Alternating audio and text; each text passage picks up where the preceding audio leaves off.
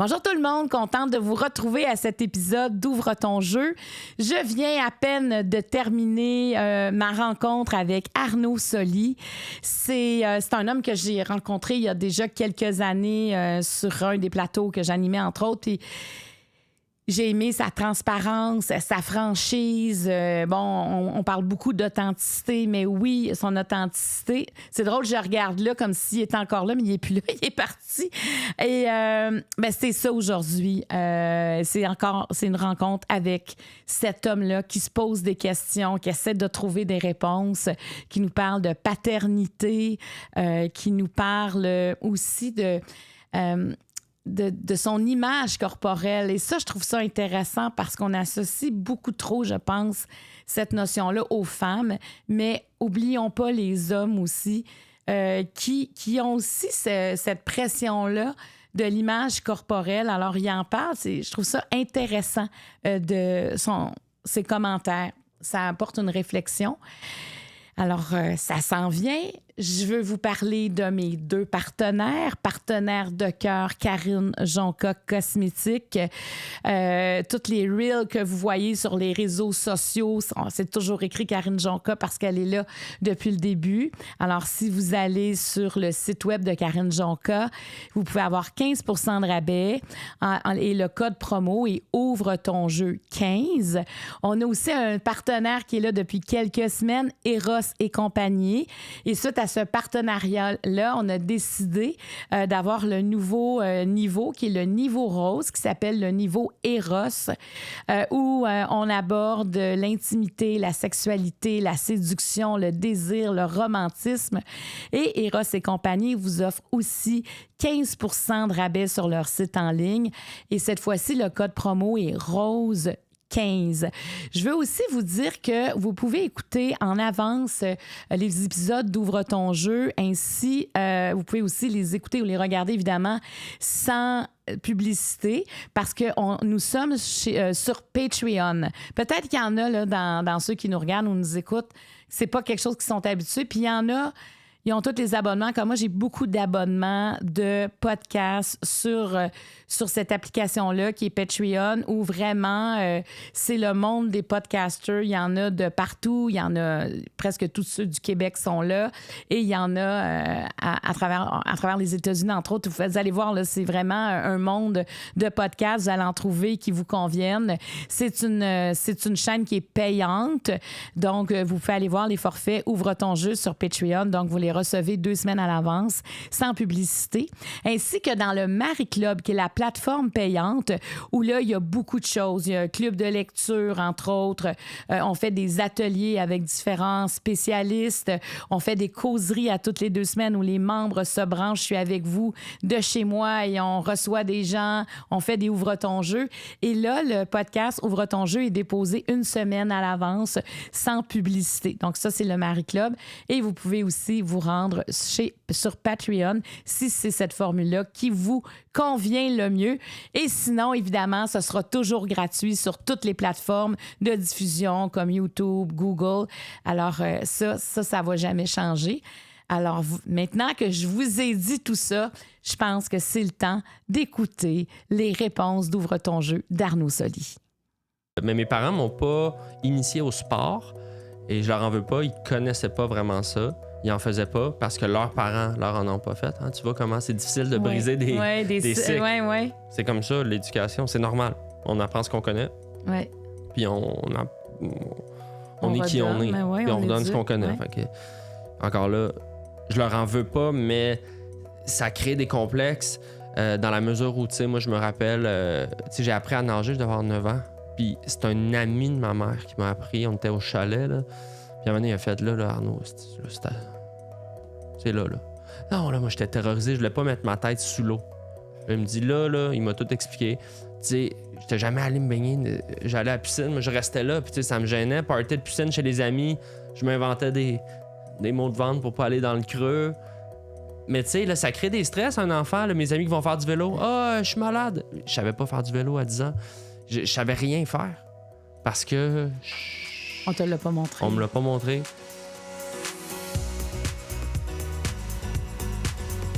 Ouvre ton jeu est présenté par Karine Jonca, la référence en matière de soins pour la peau, disponible dans près de 1000 pharmacies au Québec. Le jeu de table Ouvre ton jeu est disponible partout en magasin et sur randolph.ca. Aujourd'hui, je suis en présence de quelqu'un que j'aime beaucoup, que j'ai eu l'occasion de faire déjà en entrevue. Je dirais que c'est un homme, premièrement, on le voit comme comique, drôle, c'est un humoriste, c'est quelqu'un aussi qui écrit, quelqu'un qui nous fait rire en faisant toutes sortes de personnages, toutes sortes de sketchs, vous allez comprendre tantôt. Mais j'ai envie de dire aussi que c'est un homme extrêmement sensible.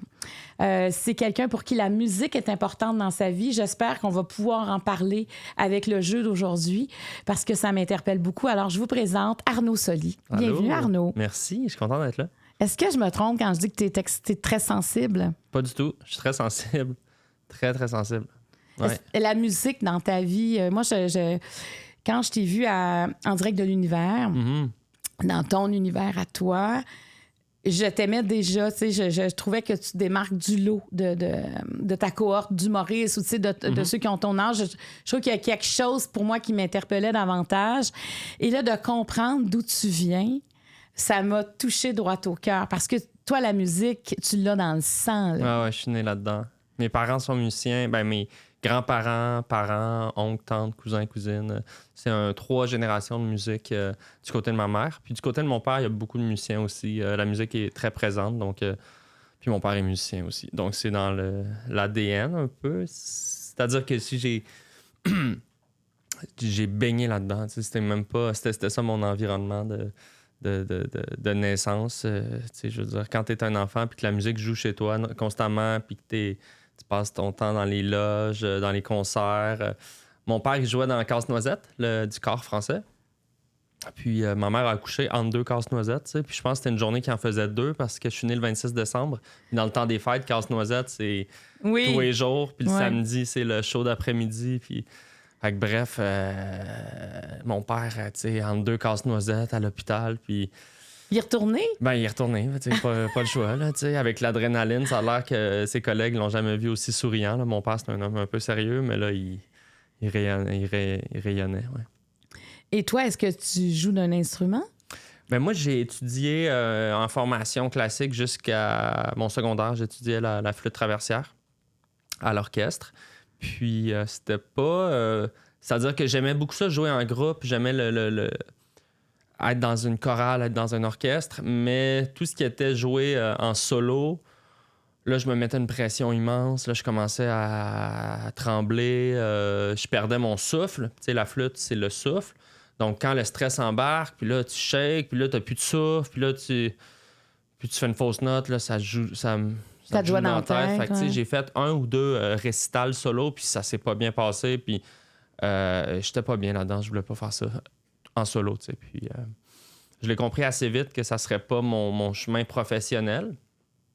Puis, mais c'est quand même resté important pour moi, la musique, autant d'en consommer, d'en écouter.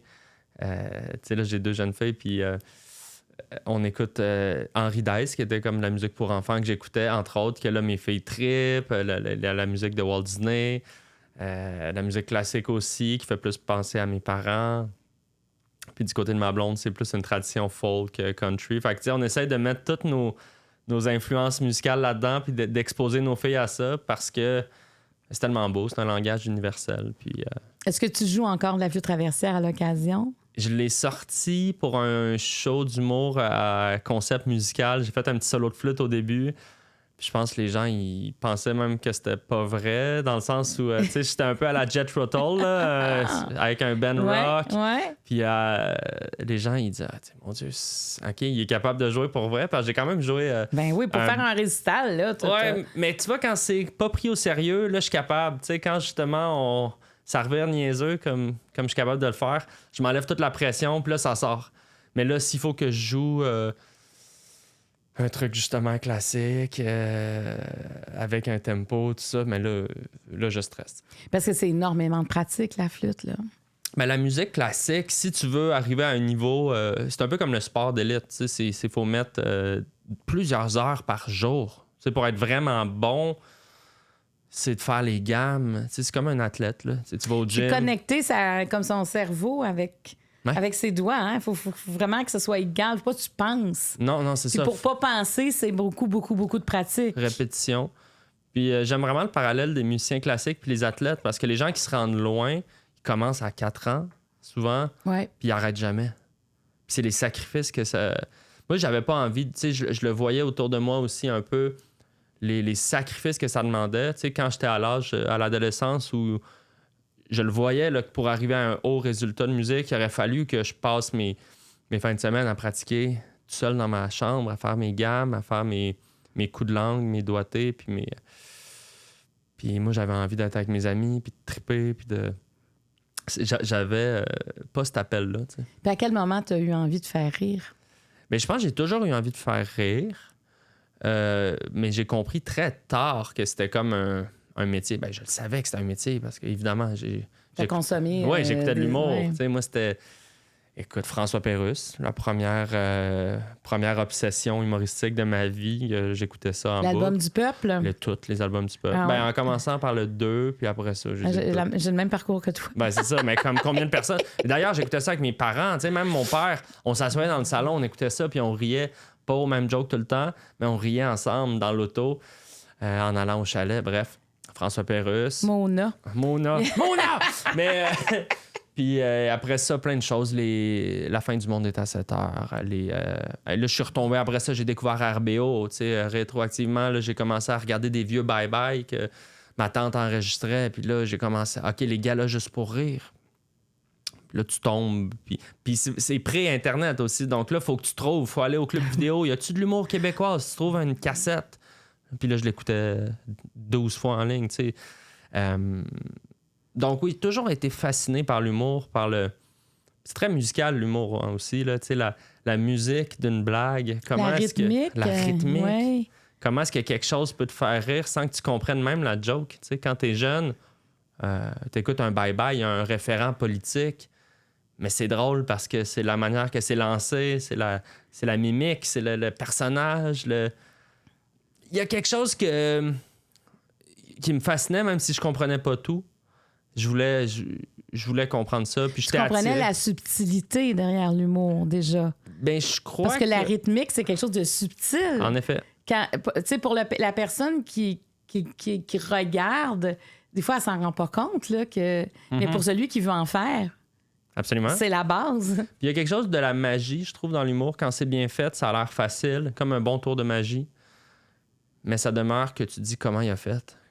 Comment créer le rire. Donc moi, comme enfant, il y avait un mystère derrière l'humour qui me fascinait puis qui me fascine encore aujourd'hui parce que je prétends pas avoir décodé la formule magique encore. Là. C'est un travail d'une vie. Là. Ben, c'est le fun aussi parce que tu peux t'améliorer. C'est ça, tu progresses, ouais. Puis à un moment donné, tu sais, quand tu as voulu en faire, est-ce que c'est là que tu te dis, OK, il y a quand même plus de travail que je pense, dans le sens que faut le construire, tu sais, c'est... J'ai jamais cru que c'était pas du travail. Puis je pense que d'avoir des parents musiciens, des parents artistes, ça m'a permis d'avoir un regard juste un peu sur l'art. Parce qu'il y a beaucoup de gens qui pensent que l'humour, c'est facile. Parce que ça a l'air facile de la manière dont on communique avec les gens. Il y a quelque chose de très humain dans l'humour. Je te parle comme je te parlerais là. C'est un humour où les gens se reconnaissent beaucoup. Il y a une connexion qui se fait très facilement entre le public puis l'humour. Je pense que c'est un art très, très, très facile à connecter. Et donc, ça donne l'impression que c'est pas écrit des fois, que je te raconte quelque chose qui vient de me venir en tête sur scène, au Saint-Denis, comme ça, je te raconte un truc, alors que c'est répété à la virgule près. Puis ayant des parents artistes que je voyais pratiquer 6 heures par jour, puis... je crois que j'ai toujours su que même quand ça a l'air facile, c'est pas facile. Il y a des gens qui ont un talent brut, donc qui ont une facilité à communiquer. Le charisme, je pense pas que ça se travaille tant que ça. L'espèce d'intuition comique. Il y a plein de choses qui sont peut-être innées ou des cadeaux. Tu sais. Mais le travail, comme dans toute grande discipline, est primordial. Puis Ça, t'as appris ça jeune. Je crois que oui. Tu l'as vu, en fait. Tu l'as observé. C'est ça. Fait que t'as compris que fallait... Peu importe ce que t'aurais fait, t'aurais travaillé. Je pense que oui, oui. Ah, mais ça, c'est un bel héritage. Ouais. Est-ce que t'es prêt à ouvrir ton jeu? Mais ça. Alors, les questions vertes, c'est des questions générales. Ouais. Les questions jaunes, on commence à les personnaliser. Les questions rouges sont, je dirais, personnelles. Ouais. Maintenant, on a un nouveau niveau, Arnaud. C'est un niveau Eros. Oh, yes. Le niveau rose. Parfait. Tu vas voir, là, c'est pas... Oh, ça me gêne pas. Ah, ben, ouais, c'est vrai. J'ai juste un livre ouvert. C'est un livre ouvert. Quand Alors, même. ben, écoute, on écoutera ça.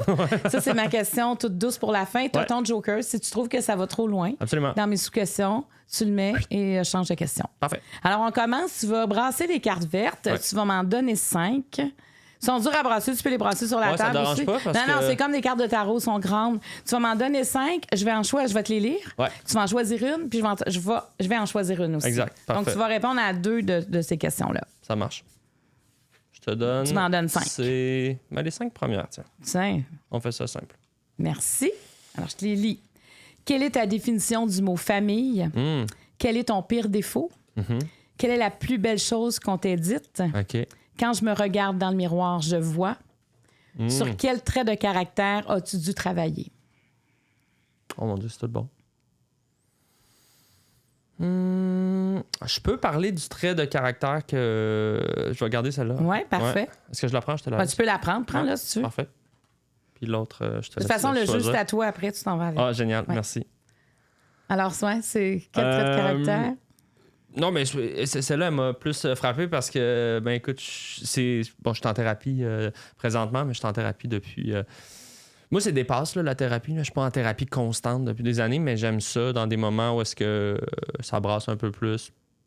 Puis tu as commencé quand? Est-ce que tu étais jeune? J'ai vu plusieurs personnes pour des trucs plus spécifiques, des fois dans le couple. Après ça, j'ai eu des moments où est-ce que j'avais des enjeux par rapport à ma famille. Là, sans rentrer dans les détails, là, je suis allé voir pour consulter. Je suis revenu. Je suis retourné justement pour des enjeux de couple. Je suis retourné en solo. Donc, tu sais, je navigue un peu là-dedans, mais au gré de mes besoins. Puis j'essaie d'avoir une approche de plus en plus... j'attends pas que ça aille trop mal. Puis je peux me le permettre aussi, mais c'est la même chose pour mon corps. Là. Avant, j'attendais d'avoir le dos complètement barré pour aller voir le chiro. Là, j'ai le réflexe de « Oh, ça commence à... » Tu sais, quand ça commence à pogner, va régler tout de suite. T'es en prévention. Plus en prévention. OK, puis ça, c'est bon que tu le dises parce qu'on dirait que sur l'aspect psychologique, on est souvent moins en prévention. On est en intervention. Écoute, du monde qui dit « Ah là, je suis allé consulter. » Alors, ils sont rendus au bout, là, ils ont vécu des expériences traumatisantes, et perdu des proches. Je dis, tu sais, t'es pas obligé de l'attendre. Je suis conscient que c'est un luxe. T'sais, c'est pas tout le monde qui peut se permettre ça. Ouais. L'accès est difficile. Ouais, mais même des fois de trouver un thérapeute. Oui. Par contre, moi, je considère que c'est tellement un investissement sur soi qui est comme essentiel, là, travailler sur soi. Surtout quand on sent qu'il y a des trucs qui... c'est parce que le thérapeute aussi, des fois, c'est juste une écoute neutre. Parce qu'il y a des affaires que tu dirais pas à tes amis parce que ça te gêne, que tu dirais pas à tes parents parce que, justement, ça les concerne, que tu dirais pas à ta blonde parce que X raison. Ça pourrait l'inquiéter. Exact. Ouais. Puis c'est pas parce que c'est pas des gens de confiance. C'est pas leur... C'est ton jardin à toi. Exact. Fait que c'est juste d'avoir une personne neutre et puis après ça, qualifiée, qui peut te donner des outils. Donc, il y a plein d'affaires que je travaille sur moi. Mais ces derniers temps, moi, je suis quelqu'un de... J'ai... voyons, le mot m'échappe, mais tu sais, quand tu... c'est pas de rancunier, c'est quand tu prends mal Quand on dit quelque chose puis tu le prends mal, t'es susceptible. Je suis quelqu'un de susceptible. Voilà. Et je pense que c'est lié à ma peur de déplaire. Donc, quand on me dit un défaut, une reproche, ou même juste « Hey, t'as dit ça, je me sens pas bien », plutôt que de juste l'accepter, mon premier réflexe, c'est de dire... tu sais, comme si j'étais pris en faute. Ça, c'est mon petit côté premier de classe. Je veux tellement pas déplaire que de penser que quelqu'un me dit un truc négatif, je le prends comme... Je me mets tout de suite sur la défensive. Tu sais, Arnaud, t'as fait ça? Non, mais c'est pas de ma faute. Tu Tu comprends? Fait que tu mets fin comme à la discussion aussi. Ben oui, mais c'est très mauvais comme tu réflexe. repousses l'autre. Ben, c'est en fait, je me justifie tout de suite. C'est ça, mais ça c'est toujours malaisant. Mais c'est sûr. Tu sais, pour l'autre qui le dit, puis là, tu dis, je voulais pas t'offenser, Ouais. mais en même temps... Puis ça, c'est tough à travailler, mais je l'ai encore, ce trait-là. Tu sais, t'en parleras à ma blonde. Mais je pense que ma force, c'est que là, je suis capable de le décanter. Je commence à me connaître. Fait que si tu me dis quelque chose de négatif, là, tu sais, je me ferme, là, je me justifie. Là.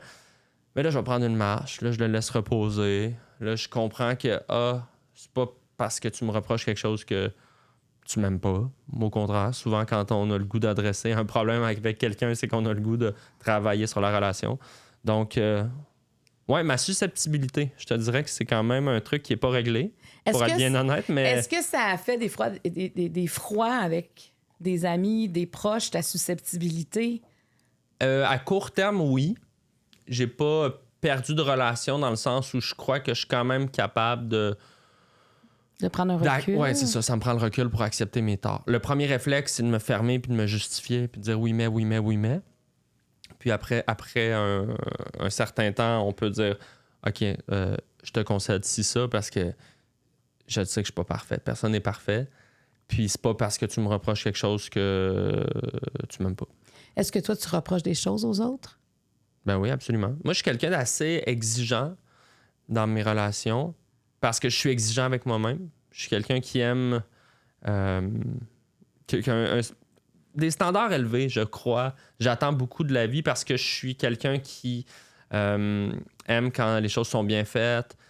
Moi, ça va vite, fait que L'efficacité. j'aime l'efficacité.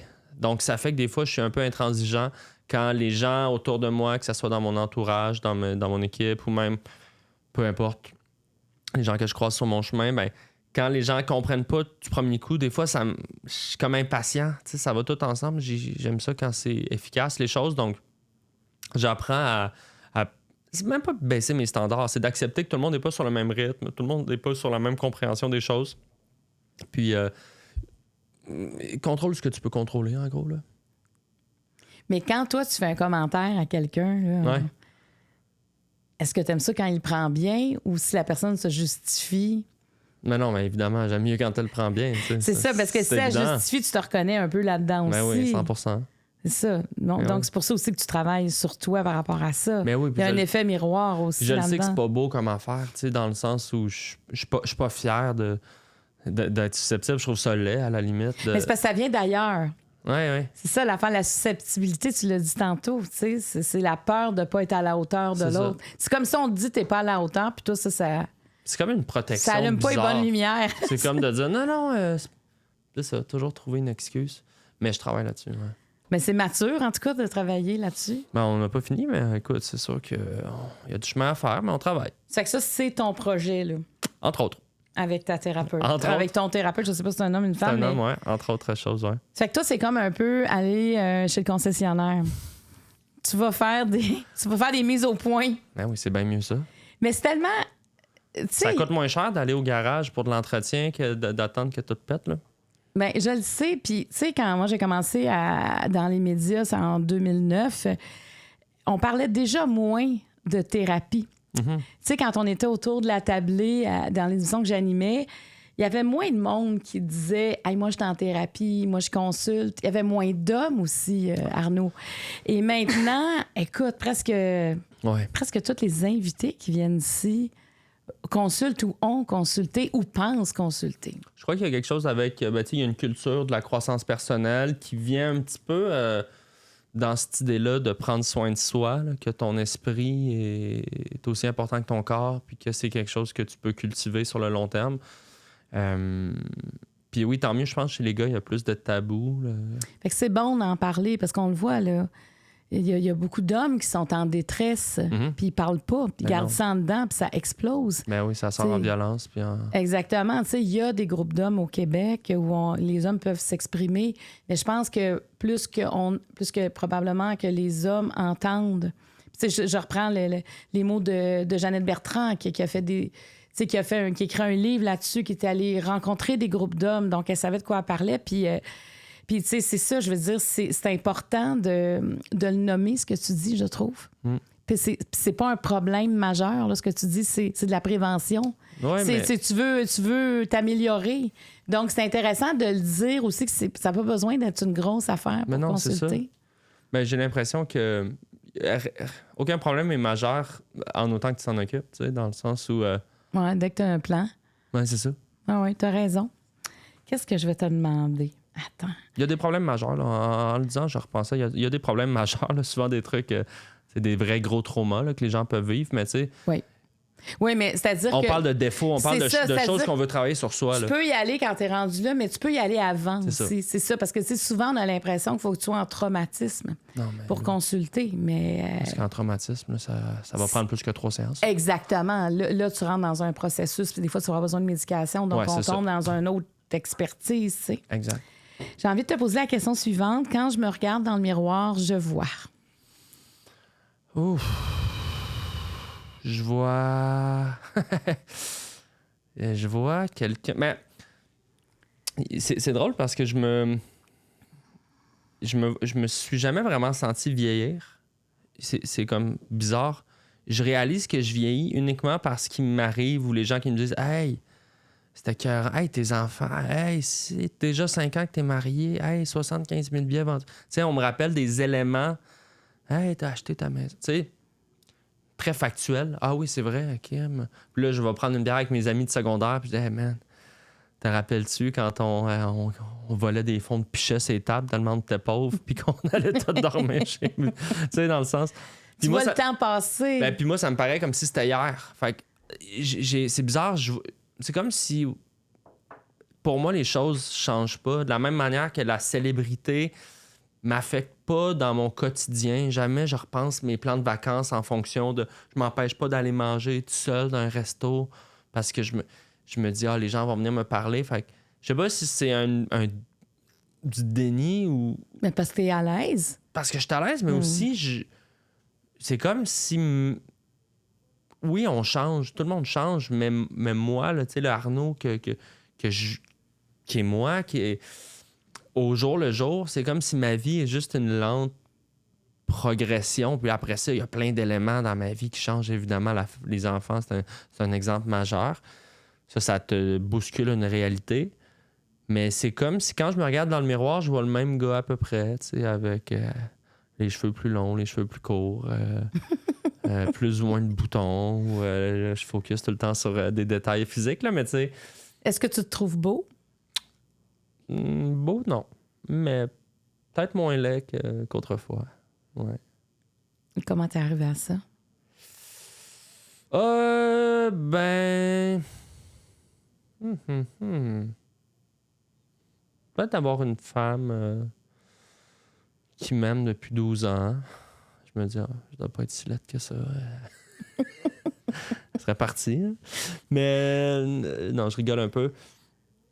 Je ne sais pas, honnêtement. Je suis quelqu'un qui est à l'aise dans ma peau. J'aime m'habiller. J'aime sortir. J'aime me mettre de l'avant. Je suis à l'aise dans la lumière. Donc, naturellement, j'ai appris à m'exposer puis à être à l'aise avec ça. Mais je pense que j'aime plus ce que je dégage. D'où l'humour aussi, là, ça devient une manière de séduire qui est différente qu'une beauté qui serait purement esthétique. Là. Je mets des guillemets. Donc, j'ai appris à me valoriser dans la vie d'une certaine manière. Mais est-ce que je me trouve beau? Je dirais pas ça. T'es complexé? Oui, absolument. Mais, tu sais, je laisse aller un peu, là, dans le sens où là, moi, ça a été l'acné pendant longtemps, mais mes dents, là, tu vois, j'ai finalement... Je me suis payé des broches adultes, là, tu sais, fait que là, j'ai les dents plus droites qu'autrefois, mais tu sais, que ça soit les boutons dans le cou, mon corps qui est trop gros, trop mec, trop ci, trop ça. C'est un peu ça, je pense...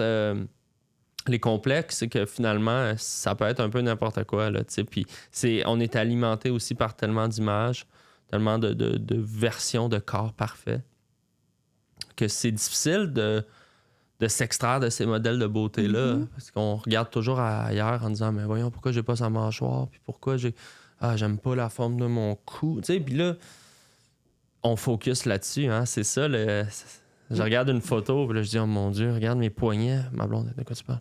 Tu sais? Oui, c'est vrai, quand on se regarde, puis tu sais, sur les téléphones, on agrandit là, pour essayer de voir tout ce que le détail. Mais... Alors que personne ne regarde une photo comme ça, mais nous, on va. Je sais pas si c'est ces réflexes-là, mais tu sais. Ben oui, complètement, tu regardes. Mais oui. Mais c'est pas maladif. Tu sais, je laisse aller parce que. Parce qu'à quoi bon, j'ai envie de te dire, là. Mm-hmm. Puis parce que le bonheur, il est ailleurs aussi, tu sais, que dans. Tu sais, nos corps, là, tu sais, qui sont des enveloppes vieillissantes. Ça, c'est l'âge qui te fait dire ça? Peut-être. Peut-être le fait que je sois vraiment bien dans ma vie, dans mes relations. Je suis vraiment bien comme où je suis. Tu sais, j'aime ma vie, j'aime ma famille, j'aime mes amis, j'aime mon métier. Je suis tellement groundé que c'est comme si tu te dis, bon, ben regarde, j'aime pas mon cou. So what? Mais ça allège aussi l'esprit. Ben, c'est ça. De faire la paix, là, tu sais. Parce que ça t'appartient. Même si je te disais, ben non, mais ton cou, il n'y a rien, tout. Non, mais c'est ça. Mais c'est ça, là, tu sais. C'est des bébites. Fait que c'est faire la paix avec ça, puis dire, ben ça va être de même longtemps. Puis, tu sais, j'en ai fait, là, j'ai eu des opérations au laser. Puis là, tu te rends compte que. Puis, tu sais, honnêtement, là, ça a quand même aidé, là. Tu sais, j'ai vraiment une. Mais ça, l'acné, là. Tu sais, toi, t'en faisais pas, là. Puis là, à un moment donné, ça se manifeste. Mm-hmm. C'est dur à vivre, là, j'imagine, cette étape-là de l'adolescence aussi. Ben oui, c'est l'enfer, là.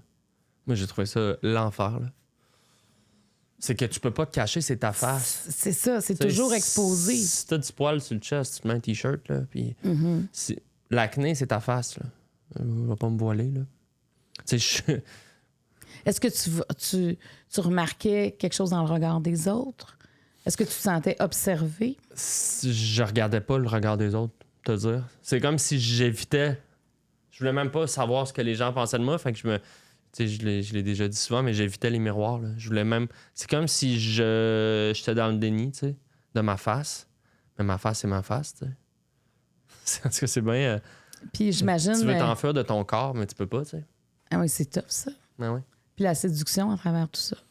Il y en avait pas trop, moi, dans ces années-là. En tout cas, au secondaire, ça. Ben, c'est pas vrai. J'ai eu une copine en secondaire 4 qui était comme ma meilleure amie, qui s'est devenue ma blonde. Ça a duré quelques mois, puis ça s'est comme un peu éteint naturellement. Ça a été une grosse peine d'amour pour moi, mais.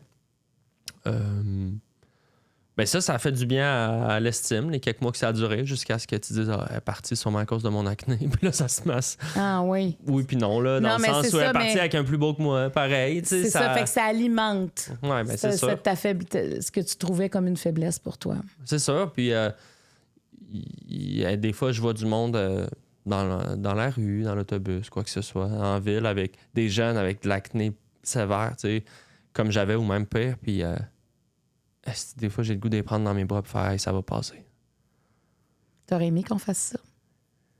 Ouais, puis on l'a fait, tu sais, dans le sens où moi, j'avais un cousin qui avait eu beaucoup d'acné, qu'on en parlait, puis lui avait fait Accutane, qui est le médicament, puis moi, je voulais pas le prendre pour une raison que j'ignore. Je sais pas pourquoi je voulais pas. Je pense qu'il n'y avait pas des effets secondaires. Ben oui, il y avait ça. Comme qui touchait la santé mentale, oui, un peu, exact, dépression. l'humeur, là, ouais. Ouais, mais tu sais, il faut faire attention parce que ces médicaments-là, qui sont donnés à des millions de personnes, naturellement, sur le lot, il peut avoir des effets secondaires. Puis c'est vrai qu'à l'adolescence, avec les hormones... Parce que c'était ça, là, je pense, des fois, le frein. Ça pouvait créer de la dépression. Un frein, ouais, c'est ça. Mais toujours est-il que j'ai fini par le faire à Accutane, mais à 23 ans, 24 ans, tu sais, mais j'aurais aimé ça le faire avant, mais bon, regarde. Qu'est-ce que ça a changé dans ta vie quand tu as pris le dessus sur l'acné? Ben, moi, j'ai été chanceux dans la mesure où c'est parti quand même graduellement, tu sais, en laissant quand même de vivre cicatrices, mais j'ai eu un 3-4 ans. C'est pas mal secondaire 2 à 5, là. Tu sais, première année de cégep, déjà, là, ça se calmait. Puis au terme de mon cégep, c'est comme si, bon, c'était presque fini. Ben moi, c'est vraiment l'improvisation qui m'a comme donné une estime de moi, tu sais, par l'humour, justement, d'être capable de me revaloriser en n'étant pas dans la beauté, mais justement en utilisant presque... Tu sais, en impro, tu peux utiliser la laideur, là, je mets des guillemets, mais tu sais, pour faire pour être des personnages, pour être, tu sais, je disais tantôt, je voulais fuir mon corps. Ben, l'impro, c'est une manière de fuir son corps parce que t'es dans le personnage, t'es tout le temps en train de t'inventer une vie. Tu peux. Puis ça va vite. Faut que tu sois dans ton moment présent. Hein, t'es dans le présent, tu peux sacrément. pas partir dans l'une. Non, Tu peux pas penser à ton corps quand tu fais de l'impro. Exactement. Faut que tu sois dans ton personnage rapidement. Ouais, fait que c'était une forme d'évasion saine, je crois. Ouais, l'impro, ça m'a beaucoup aidé pour mon estime. Puis, ouais, je me suis construit un petit peu ma personnalité comique à travers ça. Ouais. Puis quand on te dit que t'es beau, comment tu réagis? Ben, l'incrédulité au début. Puis là, je me dis, qu'est-ce que cette personne-là attend de moi? C'est quoi la pogne? Mais non, c'est pas vrai. Je pense que je suis capable de prendre quand même un peu les compliments. Mais je suis comme pas habitué. On dirait que je me méfie. Mais après ça, je suis capable d'ouvrir mon cœur aussi puis de le prendre. J'aime ça, les compliments. Ben moi, je te trouve très beau, Arnaud. Parce que je t'écoute parler, je me dis, c'est fou comment la perception qu'on a de nous versus la perception, mettons, que j'ai de toi quand j'étais devant moi. Tu sais, moi, j'ai pas ton histoire d'adolescence. J'ai pas... moi, je vois l'homme qui est là dans le moment présent, tu sais. Mais ça laisse des... c'est ça. C'est fou comme ça nous marque, hein, ces éléments-là. Puis ça reste comme tellement dans le fondement de notre personnalité, là. C'est tough de s'en défaire, même si, comme tu dis, toi, tu n'as pas tout ce pan de ma vie-là, mais c'est marqué en moi, tu sais. C'est ça, toi, tu as l'empreinte. Ouais. C'est ça, donc si on te complimente, il y a quand même Ben, j'aime ça, mais je pense que je suis pas... si tu me complimentes, disons, sur ma beauté, je vais faire oui, OK, ben... OK, merci. Tu sais, la beauté, ça vient aussi avec une personnalité, ça vient aussi avec un charisme. Ben oui. Tu sais, c'est un tout, la beauté. Alors, voici le niveau jaune. Tu les brasses, tu me donnes 4 cartes. 4 cartes. 4 cartes. Ouais. Cartes sur table. Et tu vas en choisir une et je vais encore en choisir une dans ce niveau-là. Là, je varie un peu la méthode. Ben oui, là, il va plus ésotérique, on dirait, là. J'essaie de les sentir. C'est ça. Ces 4-là. Donc, tu as senti les 4? Non, excuse-moi, c'est 4-là. C'est ces 4-là. Ouais, parfait. Bon, on y va. Voilà. Qu'est-ce que tu n'as pas reçu de tes parents et qui t'a manqué? Qu'est-ce que la paternité t'apporte? Qu'est-ce que l'on te reproche le plus souvent? À quel moment de ta vie as-tu à te tenir debout? C'est toutes des bonnes questions. My God. Je vais y aller sur qu'est-ce que mes parents ne m'ont pas donné. Et qui t'a manqué. Ouais. Puis j'ai les meilleurs parents du monde. Je vais commencer en disant ça. Ben oui. Vraiment des parents exceptionnels. Je suis chanceux. Ils m'ont pas donné tout ce qui est le sport. Alors, mes parents ne faisaient pas de sport. C'était des gens très dans l'art. Des artistes, dans la musique, entre autres. T'es des créatifs. T'es des créatifs. Ma mère nous amenait au musée. Écoute, moi, j'ai vraiment une vie... j'ai grandi à Montréal, une vie culturelle. Écoute, on allait voir des shows, Maison Théâtre, les marionnettes, des concerts, des expositions. On était tout le temps dans les bibliothèques. Vraiment, là, mon imaginaire était gavé, là. Puis je me rends compte, c'est ça que je reproduis, moi, comme parents, parce que c'est ça que je connais. Tu sais, j'ai jamais été très sportif. Fait que là, ben, mes filles, évidemment, c'est les films, les dessins, les histoires. On va voir des shows. Bref. Puis ma fille, elle veut tout le temps qu'on invente des jeux, des histoires. C'est comme l'imaginaire est fertile. Ils ont quel âge tes filles, là? 4 ans puis 2 ans. OK. Ouais, 4 ans et demi, 2 ans. Romane et Carmen. Et puis, mais mes parents m'ont pas initié au sport. Et je leur en veux pas. Ils connaissaient pas vraiment ça. Ils en faisaient pas parce que leurs parents leur en ont pas fait. Hein? Tu vois comment c'est difficile de briser des cycles. Ouais. C'est comme ça, l'éducation. C'est normal. On apprend ce qu'on connaît. Ouais. Puis on est qui on est. Puis on redonne ce qu'on connaît. Ouais. Fait que, encore là, je leur en veux pas, mais ça crée des complexes dans la mesure où, tu sais, moi, je me rappelle, j'ai appris à nager, je devais avoir 9 ans. Puis c'est un ami de ma mère qui m'a appris. On était au chalet, là. Puis à un moment donné, il a fait là, Arnaud, c'est là. Non, là, moi, j'étais terrorisé. Je voulais pas mettre ma tête sous l'eau. Là, il me dit là, il m'a tout expliqué. Tu sais, j'étais jamais allé me baigner. J'allais à la piscine, mais je restais là. Puis, tu sais, ça me gênait. Party de piscine chez les amis. Je m'inventais des des maux de ventre pour pas aller dans le creux. Mais tu sais, là, ça crée des stress, un enfant. Là, mes amis qui vont faire du vélo. Ah, je suis malade. Je savais pas faire du vélo à 10 ans. Je savais rien faire. Parce que... On te l'a pas montré. On me l'a pas montré. Je viens d'apprendre à patiner, là. Les 34. C'est parce qu'il y avait comme un pan que tes amis avaient, un pan d'activité. Exact. Que toi, tu n'avais pas accès à ça. Puis un jeune ado ou même un enfant, à un moment donné, là, à 8-9 ans, tu veux pas être le cave là, qui arrive à la patinoire puis qui sait pas patiner. Là. Fait que c'est plus simple de juste pas y aller que de dire « Ouais, moi, je sais pas patiner » puis de te faire niaiser. Fait que tu te privais. Ben oui, parce qu'il y a un âge où est-ce que les enfants étant ce qu'ils sont et on juge les gens différents dans un groupe. Là, les enfants sont faits de même. Fait que là, tu te dis « Bon, ben je vais m'éviter cette bout-là puis j'irai juste pas. » Mais tu sais, c'est ça. Fait que je me suis fermé un peu des sorties, des groupes, des amitiés. Puis, je le répète, j'en veux pas à mes parents. Mais c'est pour ça que là, je reviens à moi. C'est important pour nous d'exposer nos filles à ça. Moi, je le sais que c'est bon là, qu'elles apprennent le vélo tout de suite. Là, dans le sens, pas parce que moi, ça m'a pris du temps. Puis là, aujourd'hui, ceci dit, j'en fais du vélo. Là, j'ai recommencé à faire du sport sur le tard. J'étais le pire de ma ligue de COSOM, mais je courais... Puis j'étais heureux de faire un sport d'équipe. Ben oui, puis tu sais, là, je m'entraîne. Tu sais, j'ai retrouvé quand même des habitudes d'activité physique dans ma vie. Puis je réalise tout le bonheur, puis la drogue, l'endorphine que ça sécrète. Fait que, ouais, c'est ça. Écoute, tu veux casser le cycle. Exact. Puis tu sais, c'est impossible d'élever quelqu'un parfaitement dans la mesure où... Puis de donner beaucoup de quelque chose va faire que tu vas donner moins d'une autre affaire, mais c'est ça aussi qui va faire que, tu sais, moi, si je suis qui je suis, c'est parce que mes parents m'ont élevé d'une manière, entre autres. Bref. Mais moi, j'aime ça ce que tu dis, parce que, tu sais, des fois, on va dire, moi, je peux pas donner ce que j'ai pas reçu, tu sais. Mais moi, je pense qu'on peut aller chercher ce qu'on n'a pas reçu. Ben c'est ça, je pense aussi. Parce que ça, tu l'as pas reçu et t'en es conscient, ça t'a manqué, ça fait que tu te dis, garde, moi, je vais l'offrir quand ça va être mon tour. Mm-hmm. Tu te dis pas, ben moi, je l'ai pas eu. Donc, parce que ça, cette phrase-là, je peux pas donner ce que j'ai pas eu. Je trouve que c'est comme la fin de l'évolution. Ouais. Tu comprends? Ça serait comme de dire qu'il y a une fatalité. T'es comme, ben c'est le même, c'est le même. C'est le même, c'est le même. Fait que je pense, des fois, quand on dit ça, il faut quand même avoir un pas de recul. Puis dire, qu'est-ce que je suis en train de dire réellement? Ouais. Est-ce que c'est vrai que je peux pas changer la suite des choses? Ben, ma mère, disons, dans la manière qu'elle nous a élevés, elle a fait beaucoup de choses. Je rentrerai pas dans les détails, mais elle nous a inculqué beaucoup de choses. Spécialement parce qu'elle ne les a pas reçus quand elle était jeune et ça l'a fait souffrir.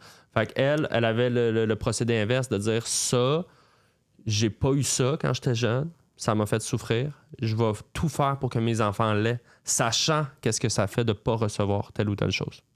Je sais pas si on se comprend. Oui. Puis, donc ça revient à l'idée que tu peux offrir ce que tu n'as pas reçu. Même que des fois, tu réalises à quel point c'est essentiel d'offrir ce que tu n'as pas reçu pour ne pas répéter les erreurs du passé. Mais c'est plus facile de perpétuer des cycles. Parce que c'est ce qu'on connaît. Parce que c'est ce qu'on connaît. Puis c'est prouvé, là, je fais une analogie qui est assez radicale, mais tu sais, la violence dans des familles, les gens qui ont vécu de la violence sont beaucoup plus enclins à commettre de la violence.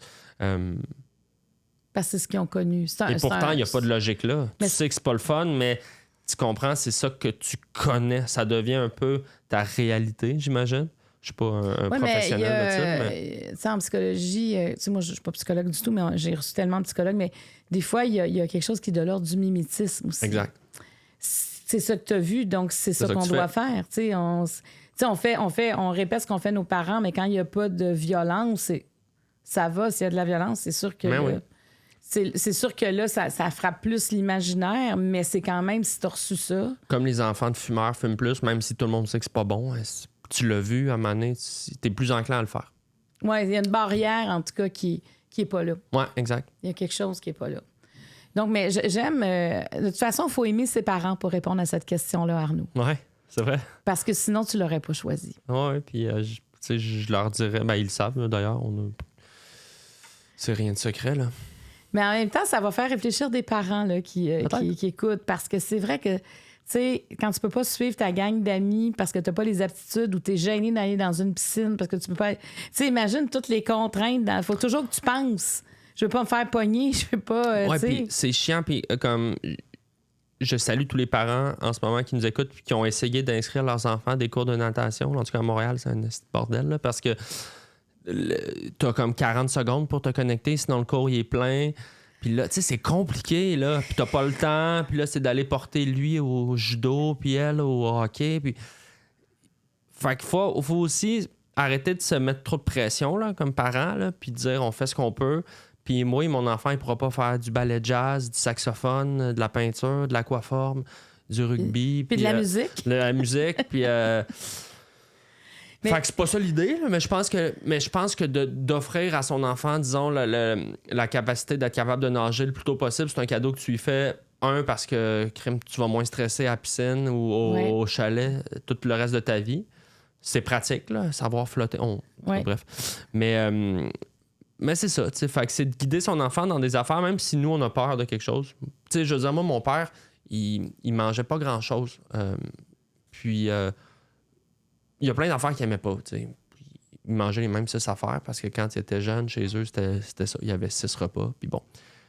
Mais ma mère, elle poussait beaucoup pour qu'on mange de tout. Puis si tu demandes à mon père, une de ses plus grandes fiertés, c'est que nous, mon frère et moi, on mange de tout. Il trouve ça tellement tripant. Puis il dit... Parce que il nous voit s'ouvrir, puis il dit « Ah, j'aurais aimé ça pour avoir les peurs que vous avez. » Puis ceci dit, il s'est vraiment assoupli avec le temps, puis on lui fait manger des petites affaires. Là. Mais il est vraiment, il a les yeux brillants quand il nous va commander des affaires un peu funky ou quoi que ce soit. Il est comme, il est fier de nous, tu sais. Je trouve ça cool. Ben, il voit comme l'évolution de sa famille. Tu sais, c'est beau. Là, quand c'est ça, ouais. J'aime ça. Ouais. Voici la question que j'ai choisie. Qu'est-ce que la paternité t'apporte? Oh, c'est une question très dense. Je vais dire ça comme ça. Je vais dire... Qu'est-ce que la paternité... Ben, un sens à ma vie, un peu. Ouais. Pas que la vie n'avait pas de sens avant les enfants. Elle en avait certainement un peu, mais pas tant que ça non plus. Je crois que je naviguais un peu d'un projet à l'autre. Je me rattachais à des trucs précieux pour moi. Encore là, ma femme,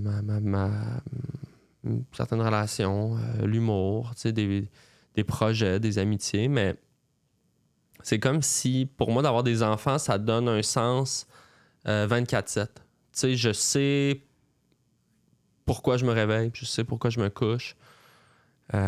Si je me fais chier avec une job, je me dis que ça va payer les vacances. Tu sais, c'est comme si vraiment, je peux tout un peu mettre dans le spectre de la famille. Des fois, au risque de s'oublier un peu comme individu, comme couple. Ça, c'est le danger parce que ça prend tellement de place. Puis mes filles sont intenses, elles sont extraordinaires, mais elles sont très prenantes. C'est des sensibles comme moi.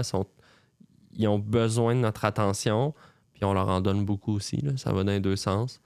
C'est des relations extraordinaires. Mais c'est vraiment du sens. Comme un territoire de vie. Oui, puis c'est comme si...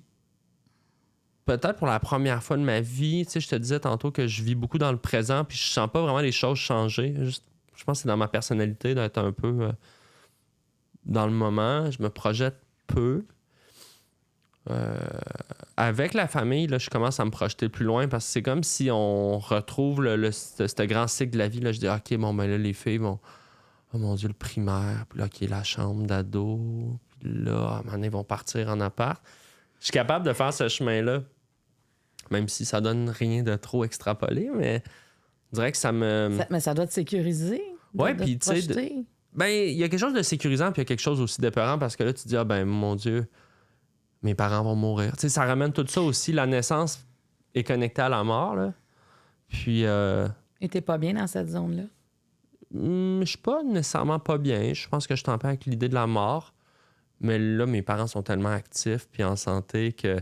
J'avoue que j'ai de la misère à voir ça. Tu sais, je veux dire, évidemment, je les sens vieillir. Tu sais, ça donne un petit coup des fois. Là, tu fais oh.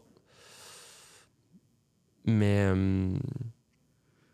non, je suis bien. Honnêtement, je suis vraiment content que mes filles aient 4 grands-parents en santé relativement bonne, en fait. Actifs, très présents dans leur vie. Tu sais, moi. Ben, j'ai... Tu sais, mon grand-père, le père de mon père, je l'ai jamais connu. Là, la mère de mon père est décédée. Du côté de ma mère, sont très âgés. J'avais pas des relations super proches. Fait que je trouve que c'est vraiment extraordinaire pour ces petites filles-là d'avoir 4 grands-parents qui ont toutes leurs belles relations, ils ont leur inside, ils font leurs trucs ensemble. Et c'est précieux, tu sais. Et c'est des enfants qui ont été extrêmement désirés. Oui. Oui. Ça n'a pas été un processus aussi simple que tu le pensais. Ben, je pensais pas nécessairement que ça allait être simple, mais tu sais, je pense que personne s'embarque dans l'idée de faire une famille en se disant que ça va être compliqué, ou en tout cas, t'espères juste que ça va bien aller, mais j'avais comme pas de référent. Fait que c'est ça, ouais, avec ma blonde, pendant 2 ans à peu près, au début, on a essayé de manière naturelle, là, avec le bon vieux timing de je pense que ça serait là. Puis... L'ovulation. Ouais, c'est ça. Puis le test, ben non. Puis ben non. Puis là, après 1 an, tu fais bon, ben crime, 1 an et demi. Bon, après 2 ans, OK, on va aller voir en clinique de fertilité. À Sainte-Justine, on est allé à un beau département, super bien fait. Faire comme, y a-t-il quelque chose qui marche pas, genre dans un de nos corps? Y a-t-il un truc biologique qui nous échappe? On peut-tu avoir des réponses? Parce que là, on était comme à court d'idées, là. Et comme de fait, ma blonde avait un problème au niveau de l'ovulation. Elle avait comme perdu son cycle d'ovulation. Fait que heureusement, vive la technologie, vive la science. Hein?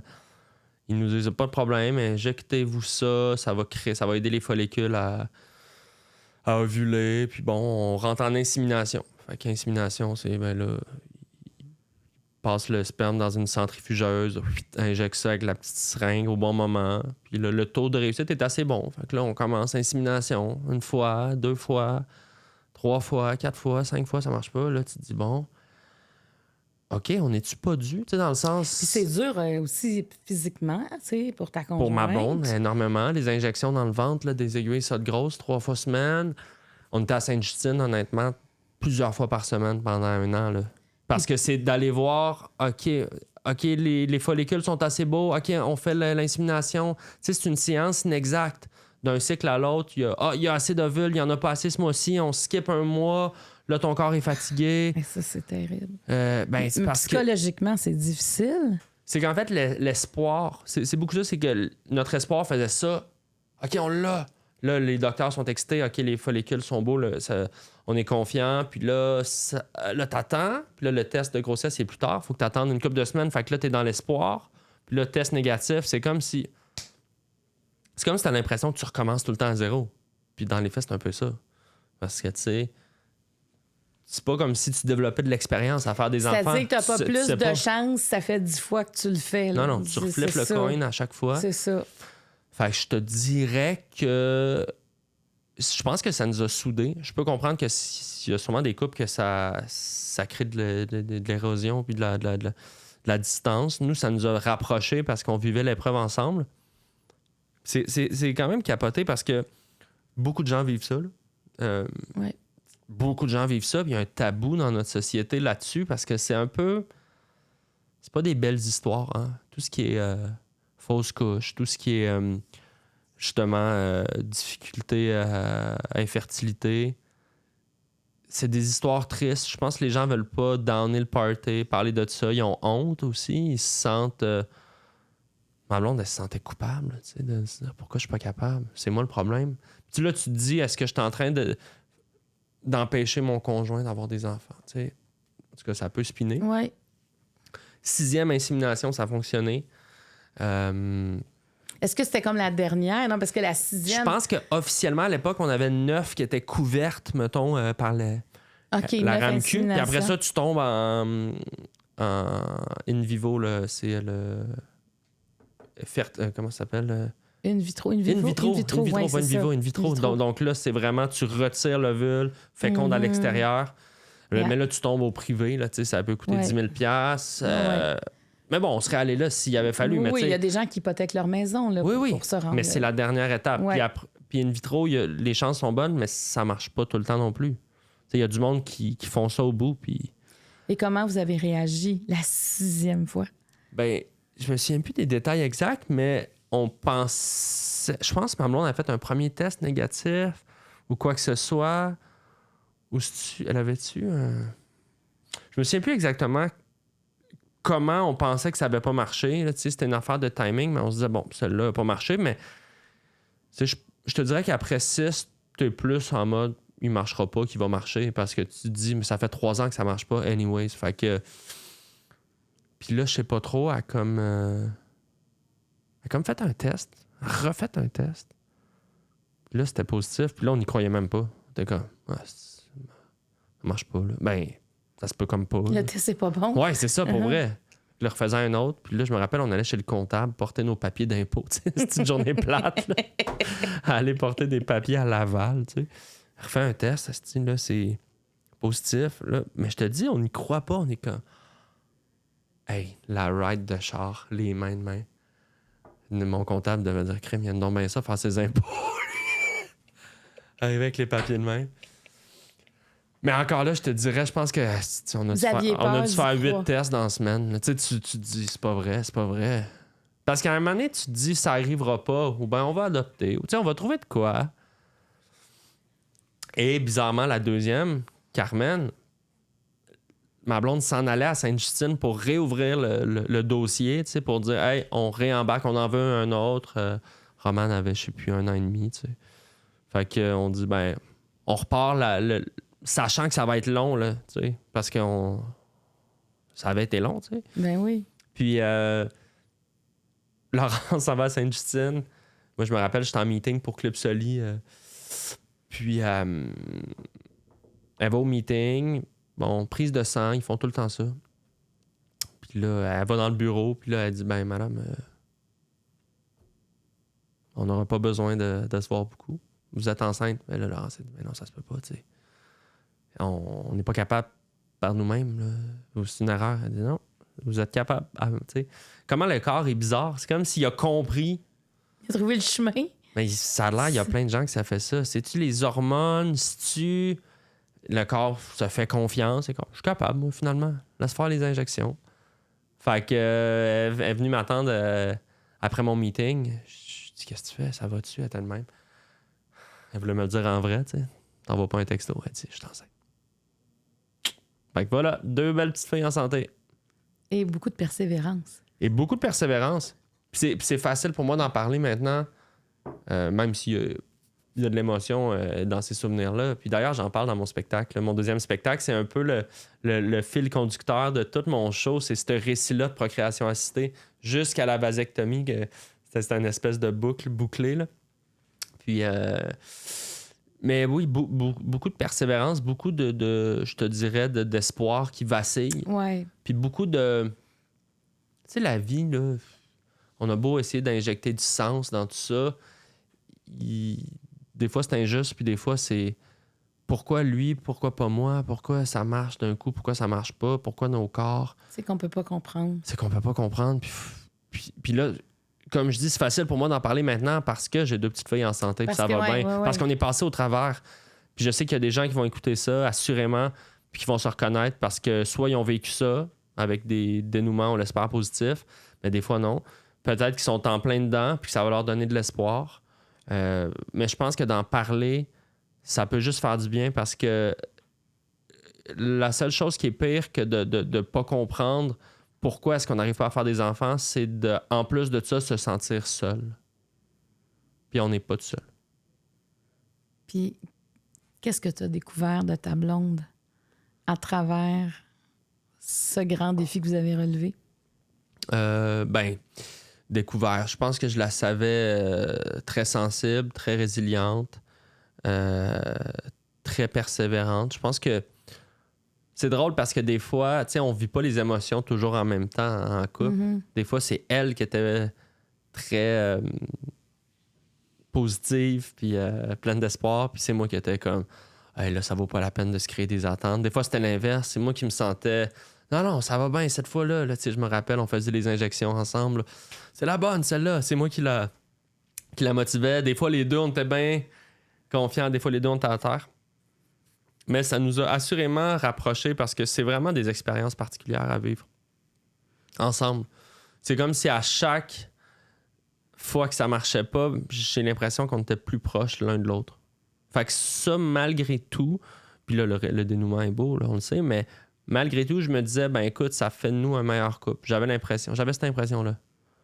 Ouais. Mais on dirait que vous avez escaladé une montagne ensemble, tu sais. Ouais, par petits bouts, bien escarpés, puis des fois, c'était plus facile, mais...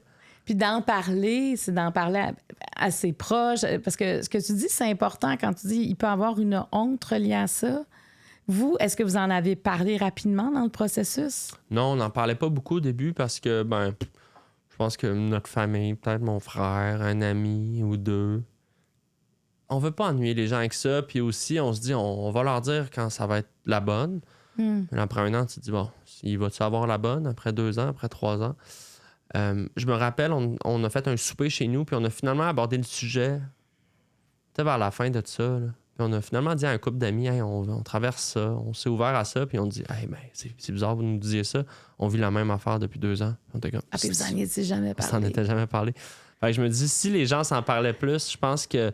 Ils pourraient Puis s'accompagner. là, on a dit, hey, nous, OK, on a vécu ça, hey, nous aussi. Puis là, finalement, on était comme, hey, ça fait du bien, crime, d'en parler à notre chum. T'imagines-tu? Donc, ton conseil, là, Ouais, parlez-en. parlez-en. Ouais. Tu as passé par là. Mhm.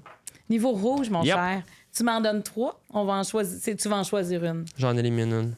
Ouais. Je veux pas celle-là. Bon, tu fais bien. Ça fait peur. Avec quelle personne décédée aimerais-tu partager un repas? Oh my God. Est-ce que tu as des regrets? À quel moment aurais-tu voulu que le temps s'arrête? Oh my God, c'est des bonnes questions. Sont toutes bonnes. Hey, je vais y aller avec celle-là. À quel moment aurais-tu voulu que le temps s'arrête? Parce que c'est une question que je pense souvent, tu sais, quelle époque de l'histoire, parce que ben, moi, quand j'étais jeune, je tripais, là, tu sais, chevalier, comme tous les petits gars, je pense, j'imagine, là, le temps du médiéval. Là, en vieillissant puis en lisant un peu sur le médiéval, je pense pas que je voudrais tant que ça vivre Tu vivrais peut-être pas longtemps. en 1300, là, tu sais, pogner le scorbut à 14, puis ça sent la marde dans toute la ville, là, tu sais, dans le sens... Non, mais pour vrai, là, tu sais... non, pas tant, là, tu sais. Je pensais à ça juste... Un mal de dents à l'époque, là, qu'est-ce que tu fais, là? Il t'arrache la dent avec une pince ou tu vis avec une douleur dans la tête toute ta vie, là. Mais oui, l'appendicite, tu l'enfer. mourrais. Tu sais, je veux dire, c'est... Les premiers colons, là, Oui. tu sais, les gens qui sont arrivés de France Oui. en bateau, déjà, de se rendre, chapeau, ça prenait entre 3 semaines et 6 ans, là, dépendamment des marées, là. Puis là, t'arrives ici, puis les gens qui ont survécu aux premiers hivers, là, c'est, tu sais, nos ancêtres, là, quand on dit que les Québécois, là, sont forts, là, nos ancêtres, c'est des sur-hommes et des sur-femmes, là. Ils ont appris à s'adapter. Hey, enfantés dans la neige, dans une petite cabane, pas avec des guerres. Puis, hey, en tout cas, bref. Je suis convaincu qu'on vit dans la meilleure époque en ce moment pour plein de raisons, malgré le taux d'anxiété qui n'a jamais été aussi élevé, malgré les réseaux sociaux qui sont tellement le fun et malsains en même temps parce qu'on se compare, malgré toute la pression qu'on se donne. Je continue de penser que d'un point de vue technologique, hey, tu sais, t'es dans ton char, à la clim, t'écoutes un podcast. Moi, je suis en show, je fais un FaceTime à mes filles. Après ça, j'ouvre le GPS pour voir c'est quoi le meilleur chemin pour retourner chez nous. Dans mon char climatisé, je rentre chez nous à la clim. Je me commande de la bouffe coréenne. Tu sais, tu comprends? Je crois, malgré tout, malgré tous les problèmes qu'on a, malgré que la société est loin d'être parfaite, là, Dieu sait qu'il y a bien des affaires qui rushent. Je pense que c'est quand même un luxe qu'on a de vivre dans cette espèce de climax technologique. Et ici, au Québec, là, tu sais, Oui, non, je me place au Québec. Oui, bien sûr. parce qu'il y a des endroits... Non, c'est sûr que je te parle pas d'un pays en guerre. Mais là. c'est ça, on est quand même chanceux. Tu sais, il y en a qui viennent vivre ici, qui viennent immigrer, qui deviennent Québécois parce que c'est pas facile où ils sont. Nous, on est déjà là. Tu sais, il y a beaucoup de réticence à l'immigration à travers la planète en ce moment. Il y a une crise migratoire parce qu'il y a des pays en guerre, parce qu'il y a aussi des changements climatiques qui font qu'il y a des gens qui peuvent plus supporter la chaleur extrême. Il y a des zones inondées. Bref, on sait qu'est-ce qui se passe. Les gens bougent, ils n'ont pas le choix. C'est très facile quand on est un peu cynique, ça, de juste dire Là, il faut fermer les frontières. Puis je comprends quand quelqu'un dit « Mais là, j'arrive pas à moi me loger, on va pas rentrer plus de monde. » Je comprends le chemin de ça. Mais je trouve que le danger d'avoir cette approche-là, c'est de tuer l'empathie humaine. Puis on est tous sur la même planète. C'est ça, si ça nous arrivait, on voudrait Exactement. On voudrait aller ailleurs, puis on voudrait qu'on nous ouvre les portes. La dignité humaine de juste rentrer dans un pays puis d'avoir un toit, d'avoir un minimum de possibilités, de ne pas stresser à savoir s'il y a une bombe qui va tomber sur ta maison, si l'eau que tu bois est potable. Je te parle de la base, là. Ah oui? D'avoir un minimum d'opportunités d'emploi. C'est pour ça aussi qu'il y a des travailleurs étrangers qui font des jobs que presque plus personne ne veut faire, payés pas bien cher, mais que pour eux, si tu compares à ce qu'ils ont quitté, c'est peut-être un grand luxe. Fait que, tu sais, je trouve que de se rappeler ça, ça peut, mettons, remettre nos privilèges en relief un peu. Tu sais, quand on chiale sur ci ou ça, tu te dis, ben, je pense qu'on vit finalement une époque qui est loin d'être parfaite. Je continue à le dire. Oui, mais inquiétante. À plein d'égards. Ouais, plein d'égards. Puis ça veut pas dire que faut pas se battre pour un meilleur système de santé, d'éducation, puis que, bref, il y a de la job à faire. Mais Colin, c'est pas si pire, je pense. Ça fait quelques personnes que je croise qui me disent que ils écoutent, puis c'est vraiment le mot écouter, non nécessairement regarder le podcast ici, parce que ils arrivent, c'est des nouveaux arrivants, mais récents, là, tu sais. Ah ouais, hein? Et qui doivent se familiariser avec l'accent québécois. Ah! Tu sais, nos expressions, parce que des fois, c'est des gens qui vont parler quand même ils ont une base de français, puis comme ça dure longtemps, ben ils ont le temps d'apprendre. Puis tu sais, ils me disaient, ben déjà, avec les questions, on comprend de quoi ça va parler. Donc, et je trouve ça... J'aime ça. C'est donc bien cool. C'est beau quand t'as l'impression, tu sais, qu'on pense pas à ça. Puis quand je faisais de la télé aussi, des fois, on nous disait ça parce que vu qu'il y avait un sujet précis dont on va en apprendre sur le sujet. Ouais. Et là, ici, c'est vraiment ce qu'on me fait dire, c'est sur les expressions que vous utilisez. Parce que tu sais, souvent, je me fais dire, c'est important de les connaître quand on veut faciliter notre arrivée. Ah oui. Quand on veut communiquer davantage avec les gens qui sont là, soit depuis leur naissance ou qui sont là depuis quelques années. Mais c'est plus facile, la communication, quand on comprend l'autre niveau de langage, là, qui est celui du langage usuel. Ben, je pense que la culture, c'est la meilleure porte d'entrée d'une nation spécifique. Tu sais, je veux dire, moi, si je change de pays, la première affaire que je veux faire, c'est je veux ouvrir la télé. Je veux savoir c'est quoi les humoristes, c'est quoi qui se passe. Parce que c'est là que tu comprends, pas juste dans le langage, dans les idées, dans le... Ouais. Ça encapsule un peu une époque, tu sais, la culture, c'est à ça que ça sert, je crois. Puis, mais c'est un beau compliment qu'on te fait là. Hein? Hey, mais Fait que swing la baquette dans le fond de la boîte à bois. Tire-toi une bûche puis écoute ça, mon petit loup. Tu penses? Tu vas pogner en 2 minutes. Colin, on est chanceux. Tu vas pogner 2 minutes. OK, pogner en 2 minutes. Pogner 2 minutes. Non, mais c'est vrai, quand on s'écoute, des fois, tu dis OK. Les expressions québécoises, quand tu creuses, il y a des affaires que tu te dis, comment ça, c'est resté? Mais bon, c'est ça la beauté d'une langue, hein? Ça fait pas de sens des fois, puis ouais, ça rend ça unique. Oui, puis tu sais, même par région, tu vas entendre des expressions que tu comprends pas, puis que quand tu la découvres, tu essaies de te l'approprier quand même après de l'utiliser. Tu sais. Ben oui, mais c'est ça la beauté de la culture. Est-ce que tu es prêt à passer au niveau Eros? J'attends ça depuis le début. Ben oui, ben... Combien t'en veux? Ben, tu m'en donnes 5 quand même. Il va juste en rester une. OK. Puis tu vas juste en choisir une sur 5. C'est pas pire. OK, mais tu me laisses le choix. Ben, je te laisse bien. Ouais, t'as beaucoup de liberté. Tiens, vas-y, c'est Tu réponds à plus, regarde. Ben là. Il y en a qui vont en prendre des expressions Ben oui, c'est ça. que d'autres utilisent moins. De quelle façon ta sexualité a évolué au fil du temps? OK. Préfères-tu séduire ou te faire séduire? As-tu déjà eu une peine d'amour? Qu'est-ce que tu aurais aimé savoir sur la sexualité à 20 ans? Oh! Quelle est ta définition du désir? C'est toutes des bonnes questions. Écoute, sexualité à 20 ans, je vais aller là parce que je trouve ça... c'est toutes des bonnes questions, mais... Elle t'interpelle plus. Ben, c'est-à-dire que je trouve ça intéressant d'aborder que je crois que ça a beaucoup changé. Je crois que les jeunes sont vraiment plus informés et ouverts sur la sexualité. Ils ont une espèce d'ouverture, c'est ce que je remarque de ce que je vois sur les réseaux sociaux. J'ai l'impression que les plus jeunes sont dans une espèce de fluidité sexuelle aussi, sont capables de mieux communiquer. Moi, j'ai grandi, tu sais, j'ai 34, fait que tu sais, je suis un enfant des années 90. Juste, si tu regardes les comédies romantiques de quand j'étais jeune, c'était beaucoup axé sur le gars qui insiste pour séduire la fille veut pas, il insiste, ça finit par dire oui. Ou American Pie, des films comme ça où le but c'était de perdre ta virginité à tout prix. Fait que tu sais, c'était beaucoup basé sur le récit du gars, tu sais, dans l'espèce d'obsession du gars insistant, qui communique pas tant ça ses envies. Fait que c'était beaucoup dans la conquête de la femme. Et moi, j'ai grandi avec ça.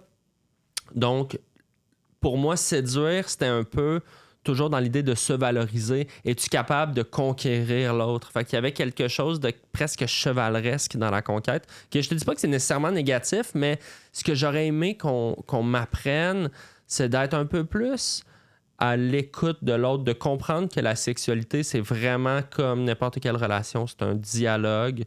Et au lieu de compartimenter, moi je veux ça, elle veut ça, mais qu'est-ce que nous, on veut? Comment est-ce qu'on peut... Il n'y avait pas le nous. T'aurais aimé savoir qu'il y a un nous. Il y a un nous, tu sais, dans la sexualité. C'est pas juste répondre à un besoin individuel. Puis communiquer, tu sais, c'est super cliché, là, c'est ça.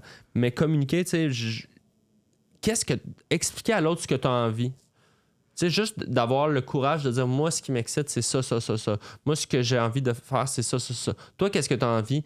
Où est-ce qu'on peut se retrouver? Ou à soir, si c'est toi qui lead ou si c'est moi qui lead? Ou qu'est-ce qui plaît? Comment tu veux le faire? Ah, t'as pas le goût là? C'est pas grave. Tu veux le faire comme ça, en plusieurs temps? Est-ce qu'on peut s'arrêter? Est-ce qu'on peut parler pendant? Est-ce qu'on peut se communiquer pendant? Tu sais, c'est comme si on avait des... toute l'idée du consentement en sexualité, moi, c'est pas quelque chose qu'on m'a appris quand j'étais jeune. D'ailleurs, j'ai eu un cours de FPS sur la sexualité au secondaire, puis c'était comme une vidéo de Grégory Charles qui nous montrait comment mettre un condom, tu sais. Puis j'étais comme, bon, ben, me voilà outillé pour le sexe, là, tu sais, dans le sens... C'était genre, protégez-vous, puis c'était pas mal ça, là. Je sais, c'est terrible, ça, quand même, hein? Oui, protégez-vous, mais aussi, c'est pas que ça, j'ai envie de dire. C'est ça, puis tu sais, aussi, la force du groupe, c'est que il y en a qui peuvent poser des questions... Et ça va répondre à quelque chose que tu n'aurais peut-être pas osé demander. Mm-hmm. Tu sais, d'en parler en groupe, parce que les parents, c'est pas toujours ce qu'il y a de plus simple non plus. Non. Puis les profs non plus. Tu sais, moi, ma prof de bio en secondaire 3, la pauvre Madame Touta, une petite madame super gênée, qui disait ça, c'est le vagin. Puis, tu sais, là, tu dis, bon, ça va être... ça va être long. Ça va être long, tu sais.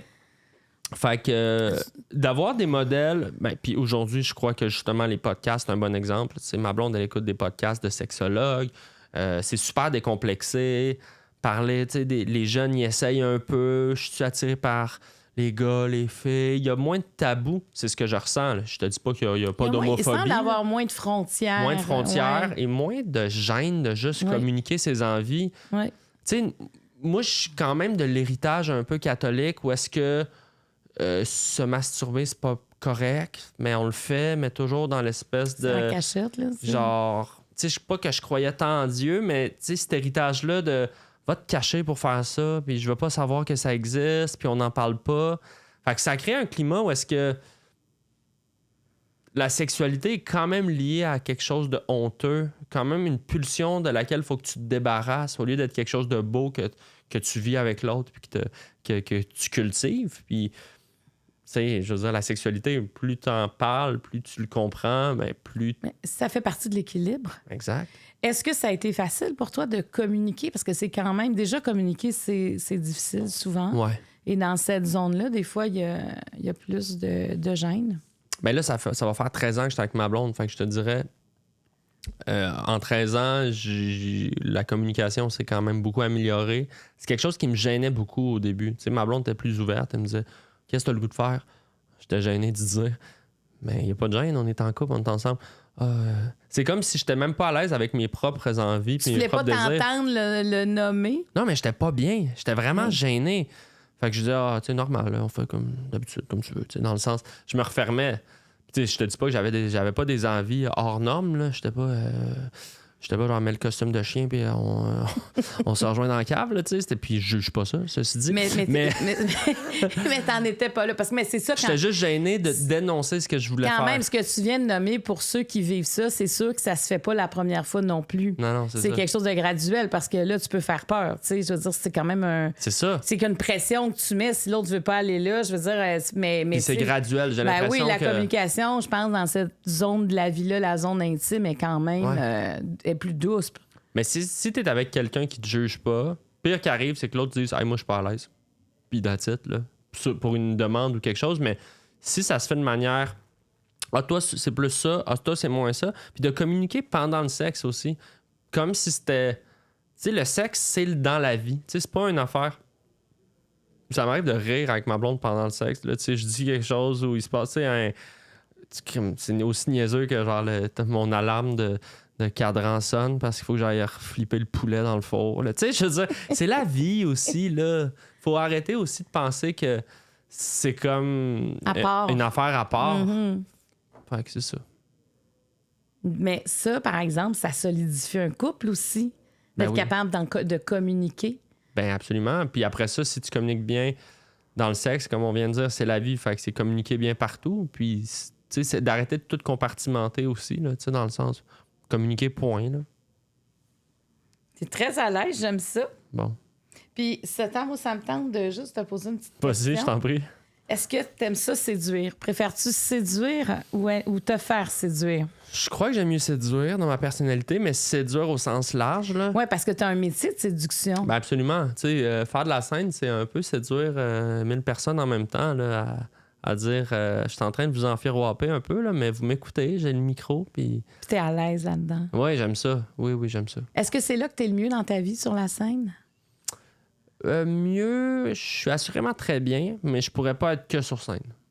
Tu sais, je pense que je suis bien sur scène parce que le dimanche, je suis dans le salon avec mes filles, parce que après ça, je vais souper avec mes amis, parce que j'ai un moment avec ma blonde, parce que des fois, j'ai des moments tout seul aussi. Ça fait du bien d'être seul. Mais c'est là où je sens que je sens que ça a rapport. C'est très naturel pour moi. Ce qui est la chose la moins naturelle pour pas mal tout le monde dans la vie, là, être planqué sur scène avec un micro. Tu sais, c'est un cauchemar pour beaucoup de gens. Ben oui, il y en a qui en tombent malades, là. Ben c'est ça. Moi, je me sens bien, ouais. Puis quand t'entends les gens rire, qu'est-ce que ça te fait? C'est de la drogue. Oui, hein? Ah, c'est de la drogue, je te jure. Hein? Parle-en du monde, c'est de la drogue. Moi, j'ai juste participé au gala Comédia de Pierre Hébert il y a quelques années à Québec, au théâtre Palais Montcalm. Ben ouais. Puis, tu sais, j'étais dans un sketch avec Marc Beaupré, Florence Lompré et Pierre. Puis, juste tu sais, les gens sont proches, là, sont près de la scène. Ça riait, tu sais. Et je peux... Tu sais, j'ai été là 5 minutes, puis on s'était partagé les rires. C'était pas moi, j'étais pas en stand-up, là. Mais je pouvais tellement comprendre que ça pouvait devenir une drogue. Tu flottes après ça. Hey, quand le rire, tu sais, au début, ça rit pas. Puis là, quand il y a un rire, hey, là, tu veux être drôle. Hey, là, ça te chicote dans le sang. Puis, tu sais, c'est... Parce que le rire, c'est... C'est une drôle d'affaire, le rire. Hein? Probablement que ça existe depuis toujours, là. C'est un signe de validation aussi, là. Quand tu ris en groupe, t'es dans le confort. Tu te dis, on est... c'est une expérience commune. Ensemble, rire ensemble, ça soude. C'est aussi de dire, on se valorise, on s'aime, on se comprend, on s'apprécie. C'est un lien social, tu sais. C'est bien fort comme affaire. Fait que multiplie ça par 1000 personnes. Tu veux revivre ça. À une joke par 30 secondes, c'est de la dope. Est-ce que tu fais rire tes filles? Oui, toujours, oui. C'est ça, l'éclat de rire de tes filles? Ça, c'est précieux.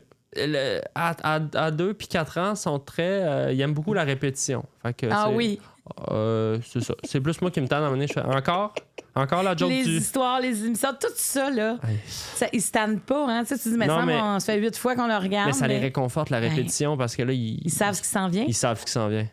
Papa, encore. Ah oui, encore, le petit joke que j'ai fait 40 fois. OK. On repart. Puis si tu te trompes, ils vont te le dire. Ouais, non, c'est ça. Ils sont très... Non, c'est pas ça. Tu l'avais mieux dit hier. Bon, OK. Dernière question. Ouais. Est-ce que le petit Arnaud serait fier de toi? Oui, je pense que oui. Ouais. Oui, ben je pense que oui. Écoute, le petit Arnaud, petit chat.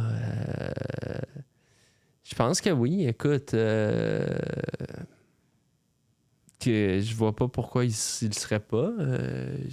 Ça va bien. C'est quoi les rêves du petit Arnaud? Il y en a une coupe. Je pense que les rêves du petit Arnaud, c'était de pas décevoir personne. C'est de loin, ça vient de loin, ça. Ouais, je voulais pas que mes parents se séparent. L'idée de la famille, c'était bien intense. Je voulais qu'on soit bien. À un moment donné, je voulais être magicien. Ça n'a pas duré longtemps. Je sais pas si j'étais un enfant tant que ça, rêveur. J'étais rêveur dans le sens où j'étais tout le temps en train de dessiner. J'étais vraiment dans mon imaginaire. Mais j'étais pas quelqu'un de compliqué. Puis je pense que j'étais encore quelqu'un de simple dans le sens où moi, là, si j'aime ça être chez nous, une bonne bouffe, des amis, le monde que j'aime, un bon film. Tu cuisines? Oui, beaucoup. C'est quoi ta spécialité? J'ai pas. Écoute, c'est ça, italien. Mon père, il est très bouffe italien. Il nous a légué ça. Fait que. Tu veux impressionner quelqu'un? Je vais te faire des pâtes fraîches, là. Une petite.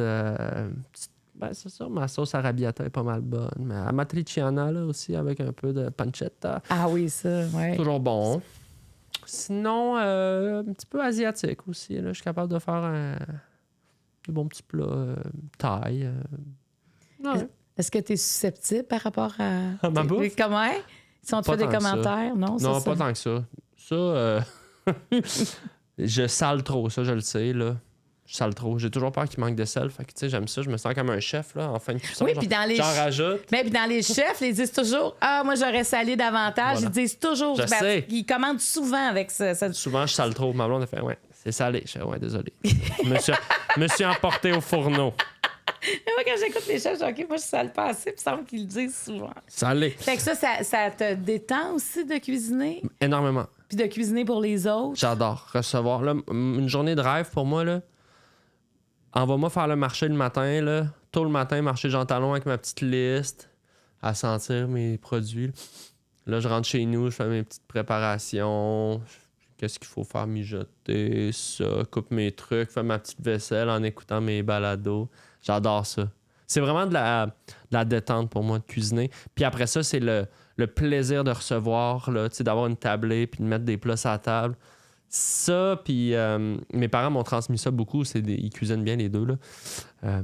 Ma mère, c'est la créativité, c'était les plats, c'était de tout. Mon père, c'était ses recettes, ben... Comme une partition. Ouais, bien précis, mais vraiment... Hey, mon Dieu, c'est drôle là, comme une partition, mais... Mon père, là, s'il est chez nous, je peux-tu couper les carottes? Il fait ses petits cubes dans ses petits bols, tu sais, très... quasiment militaire. Ma mère, un peu plus funky, là, tu sais, on essaie des affaires. Mais, ouais, la cuisine, c'est un vrai plaisir, puis il n'y a rien de plus fun, là, que de se mettre à table avec des amis, puis de tirer ça avec du bon vin. Oui, puis avec les années, tes filles vont grandir aussi. Ouais. Tu sais, ce plaisir-là va aller en augmentant. Il est déjà, mais il y a quelque Ça va chose... être plus simple. Ben, il y a quelque chose à un moment donné de c'est ça, là, tu sais, je sais pas, mais tu peux parler d'un paquet de sujets, tu peux... Ouais. Et tu vois ta transmission aussi, tu sais, parce que la table, c'est quelque chose qu'on transmet. Je vais juste te raconter une petite anecdote, mais à un moment donné, mon fils, il était au primaire, puis il y a un ami qui est venu manger à la maison. Puis on n'avait pas fini le repas, puis son ami est parti dans le sous-sol jouer, tu sais. Puis je me souviens, Charles, il est parti, on n'a pas fini de manger. Mais lui, son ami avait fini. Puis là, on explique à Charles, c'est ça des valeurs familiales. C'est que nous, on n'a plus besoin de le dire. On s'en va de la table quand c'est fini. Ah ouais. Mais tu sais, ça fait juste partie de... Puis tu sais, même à la maison, quand les enfants étaient là, puis que des fois, mettons, je dînais pendant je travaillais à la maison, je dînais, puis là, mon fils était dans le sous-sol, je pensais qu'il était parti à l'école. Puis là, il remontait, il disait « OK, mais t'as dîné toute seule? » Puis là, il pleurait quasiment. Je disais, là, dîner tout seul. C'est correct. Ben, t'aurais pu me le dire, là. Voyons donc, là. Oh. Et ça, tu sais, je me sentais mal. Puis en même temps, je me disais, OK, il y a quelque chose, comme parents, qu'on a inculqué qui était important pour nous. Puis on l'a fait juste en donnant l'exemple. Ouais. Juste en donnant une importance à cuisiner, mettre la table. Moi, je suis bien têteuse sur mettre la table. Ouais, les beaux couverts. Ah, moi, j'aime pas qu'on garoche une assiette, là. La belle nappe, là, tassez-vous. Ah, j'aime le ça. chandelier. Là. Que ce soit la semaine, la fin de semaine. Ouais, je suis d'accord avec toi. Tu sais, on dirait, là, on donne de l'importance à ce moment-là. Ben, c'est qu'aussi, dans un monde où est-ce qu'on est tout le temps sur nos écrans, tout ça, ça va vite, tout le monde fait ses affaires, de stopper le temps un peu, pas d'écran, tu sais, c'est le fun de temps en temps. Il y a toujours un petit peu d'écran. Un petit souper devant la télé, ça peut être le fun si c'est ça le projet, mais sinon, on se parle aussi, là, raconte-moi ta journée. Moi, c'est important, là. On prend le temps. Ah oui, la table, ça fait ça. Fait que des fois, il faut s'arrêter. Puis, tu sais, docteur, je vais te donner un conseil du docteur Chiquan, qui est pédiatre, parce qu'on avait fait une émission sur la bouffe et les enfants, à quel point, des fois, c'était dur de les faire manger, tu sais. Puis, il a dit, écoutez, là, faites ça un peu à l'italienne. Mettez plusieurs plats sur la table. Puis l'enfant va piger dans ce qu'il a envie, puis il va prendre la quantité qu'il a envie de prendre. Ouais. Puis il va être curieux d'essayer des affaires parce qu'il n'y aura pas la pression de tout manger dans son assiette. Puis, moi, j'ai disais ça à la table, puis après ça, je disais, on va faire ça à la maison. C'est extraordinaire. Oui, c'est un peu ça qu'on fait déjà, mais c'est vrai que faut pas mettre de pression. Il n'y a rien de pire que l'enfant associe se nourrir et pression. Ouais. Tu sais, de dire, mange tes légumes. Qu'est-ce que tu penses sacré dans sa tête? Mange tes légumes, mange-les pas si tu veux pas, mais ils sont super bons. Moi, je vais les manger, en tout cas. Puis à un moment donné, je vais en piger un discrètement. C'est vrai que c'est bon. Ah oui, je trouve que c'est quelque chose de le fun d'expliquer. T'as pas besoin d'avoir tant de plus de bouffe. Tu mets ça dans des plats, puis on se sert, tu sais. Ouais. C'est un petit décorum de repas. C'est ça, mais il faut avoir le temps puis l'envie de le faire. Mais déjà, une fois par semaine, tu peux commencer de même, puis tranquillement. Mais c'est la beauté d'avoir du monde autour de cette tablée-là, tu sais. Ouais. Hey, merci, Arnaud Soli. Un plaisir. C'était vraiment un réel plaisir. Je te souhaite du bon temps en famille. T'es beau à entendre parler de ta blonde, de tes enfants. Et je te trouve transparent. Tu l'as dit dès le départ que tu avais une grande transparence, mais aussi de parler de certains enjeux, de dire, moi, je préviens les choses en allant consulter. Je trouve que c'est un message qui est important de dire de façon non officielle autour de ce jeu-là, mais qui fait son chemin. Et des fois, qui va peut-être permettre à quelqu'un de dire, sais-tu quoi, s'il le fait, je vais le faire. Et ça va y apporter des réponses. En effet, tant mieux. Merci. Alors, merci. Merci à tout le monde d'avoir été là. Écoute, je suis vraiment contente que tu aies accepté d'ouvrir ton jeu. Swing le baquet dans le fond de la boîte à bois!